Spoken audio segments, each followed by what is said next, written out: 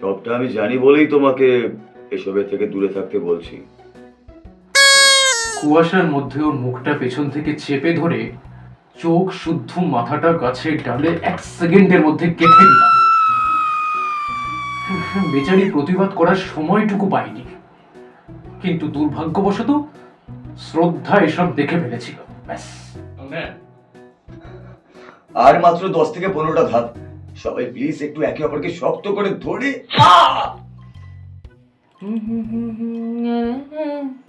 দিদিপ্রিয়া, তুই বেরিয়ে যা, নীলকে 10 মিনিট থাকতে হবে।